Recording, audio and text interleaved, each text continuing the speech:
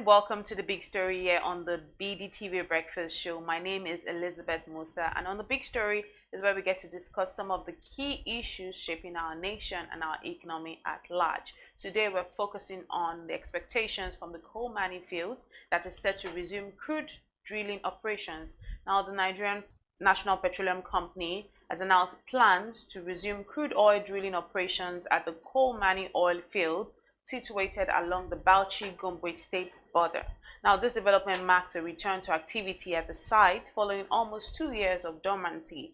Bayo Ojulari, the new group CEO of the Nnpc, stated during an interview granted to the BBC, according to Ojulari, presentations are ongoing to relaunch the project, which was originally initiated under the administration of former President Muhammadu Buhari. But is the Nnpc wasting resources at the Kolmani oil field, or will this hopefully strike oil in commercial quantities to boost the much needed Nigeria's oil production? Well, I'm not doing this alone this morning. I'm being joined by Abubakar Ibrahim, BusinessDay's senior energy correspondent. Welcome to the show. Thank you very much for having me, Elizabeth. It's very good to have you. Can you tell us a little bit of what you know about this oil exploration project going on? Okay, well, so when Nigeria, discovered oil back in the 1950s, it was in the Niger Delta. But prior to that time, there's been drilling activities almost everywhere in the country, and the north was not excluded from that project back then. But nothing to write home about because nothing was discovered. Then, when we discovered in 1952 and 56 at Oloibiri, where we call Bayo today, we had to shift attention to that area. And so for Kolmani, there have been exploration in the north for a very long time for crude oil, pre-colonial, post-colonial independence. Then recently it was discovered that there was oil in Kolmani in 2019. Then the then President Muhammadu Buhari now take charge of that discovery, I think in 2021, 2022, and now the Nnpc are saying they want to go back to that project and see if there is viability in that regard. So Kolmani is not something new in a real sense, just that recently we just have that buzz around it. So you could say that it's a step in the right direction. However, there are some sort of discrepancies from many analysts, people that are playing in that sector, financial analysts, and these are some of the things that I feel like surrounding the project. Give or take, it is a step in the right direction. Anything to make sure that the country is moving forward is always welcome. Always welcome. And then speaking about anything to see that the country is moving in the right direction, well, some people are expressing some sort of skepticism about the viability of this, but of course, the Nnpc has insisted. So what, in your view, will be the driving force for Nnpc's insistence? Well, I'd say because, for one, we need to drive home our exportation in concerns crude. And in as much as we're calling for renewable energy and alternative energy, this resource is still there. And we need to also make sure that our economy is viable. We're moving in the right direction here. So I think what is making the Nnpc move in this direction is because of our crude production. We're currently not where we're supposed to be. And if you look at this administration's target of 2.7 million barrels by 2027, you think, okay, this is why they are pushing for this. We're currently doing around 1.4, and OPEC's quota is 1.5, meaning we're short of 100,000 barrels. So Nigeria and through Nnpc, we'll be looking to also find a way to make sure that our crew activities are on the high side, so that one of the major drivers of our FX, if not for any other reason, that is one of the most important reasons for trying to push for Kolmani. The economy will go forward in terms of job creation and technical know-how, because you need Nigerians to also be in that space. In as much as we're bringing in expatriates, Nigerians should be learning and should be able to get things done locally, because many IOCs are already leaving their onshore shallow water assets to Nigerian oil companies. So it's just best that we take charge of our resource. And how does the NNPC get to assess the commercial viability of the Kolmani oil field, now given the region's security and some of the infrastructural challenges that they have? Well, you could also argue that the Niger Delta has its own security issues and challenges too. Sure. However, things are working. Not as we want to, but they are working, and we feel like it's also improving. Like I said, we are not producing as much as we'd expected, but if you also look at the trajectory, we are also moving forward to some extent. Earlier in the year, we did 1.5. We dropped to 1.4, then we're scaling around 1.4 now. You'd expect to get security issues, vandalism, pipeline, and all of that. So, political unrest, the Boko Haram insurgency, unknown gunmen, and whatever. I think this is an asset that even the government wants to protect, and anything to protect the assets, meaning that security will be deployed in that area. So, the commercial viability was, stated in 2019. I think that was why it was taken seriously. That's okay. This area we need to take it seriously enough because we've seen commercial viability from what we just discovered.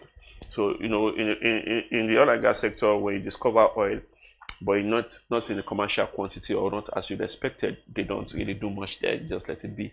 But if you see the buzz from 2019, 2021, 2022, and now the new GCEO of Nnpc saying we are going back to make sure that that particular asset works, I think you have to give it a nudge that okay, there's something real there that they are looking to improve on or work on for the betterment of the country.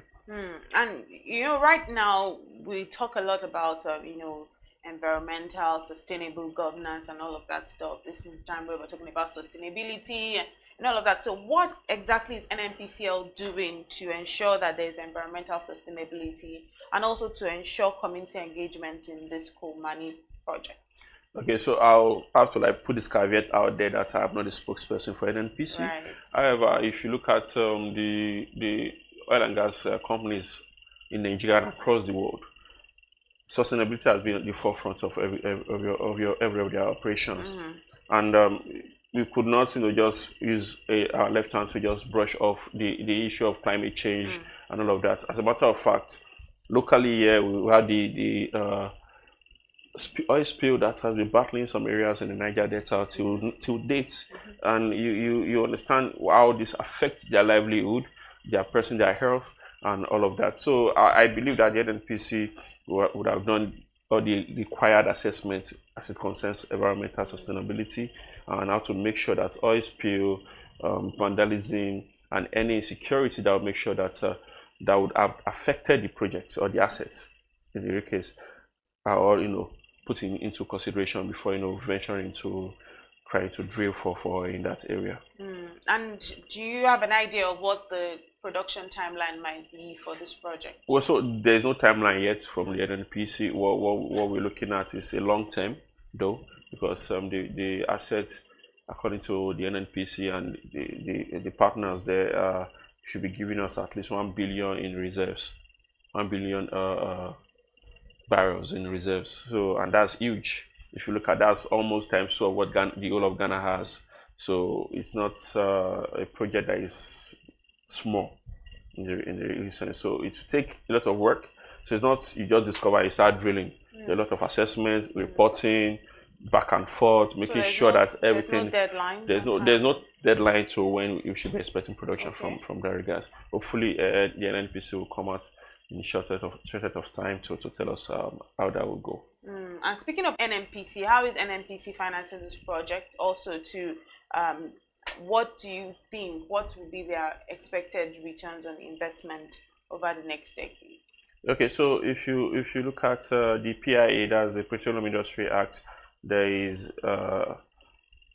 they made some sort of law, should I call it law, in that regards, speaking to how 30% of NNPC's income or profit should be used in funding exploratory activities, and this is one of it. So you'd expect some of this funding to come from the 30%. Initially, from the president, former president Muhammad Buhari, $3 billion was earmarked to make sure that the project is viable. So till date, we've not heard if the 3 billion has been exhausted, been used, or is still being used. But however, the 3 billion was the inception, the fund, from the inception, and you expect a 30%, cut from whatever Nnpc make every year to make sure that this asset or this project is being worked on and the activities goes on in that regards. So if you look at projection, I'm not in the boardroom, but I'll say if you look at our oil market today, we're doing somewhere around 60, 65 in the last weeks. And if we could, also improve on our production, Nigeria should be looking at, very good income from crude oil exports. So you're not giving us like an estimated. No. I won't give you an estimated return because there's been volatility in the sector for years. Okay. So, and if there's volatility, you can't predict you're going up or you're going down. More or less, you're just taking it as it is. And then I think transparency from on the aspect of the Nnpc and at large the federal government would go a long way in making sure that we have investors, come in to make sure that our assets are being worked on, and drilling production we take it higher than it's expected. Look at the recent report of some 8 OPEC and OPEC countries and allies trying to up their production. Nigeria is not part of them. This is the same reason why Angola left, I think last year, 2 years ago, when they were trying to improve on their production, and OPEC says no. Now, there is power in numbers. I'm sure because the 8 countries come together to meet OPEC, it was why it was possible for them to agree, okay, you can increase. Now, this, you would have thought, okay, Nigeria should be taking advantage of this. Let's also come in, let's be the ninth country joining these 8 countries, making sure that's up. But you cannot even say that because you are not meeting quotas in the first place. So if you cannot meet 1.5, you cannot even fight for you increasing your production. So you need to have at least meet 1.5 steadily, then fight for increments in production. Then we take it from there. And how exactly will the Nigerian economy benefit from this if this eventually breaks through? All right. So if this eventually breaks through, first the president has given required licenses.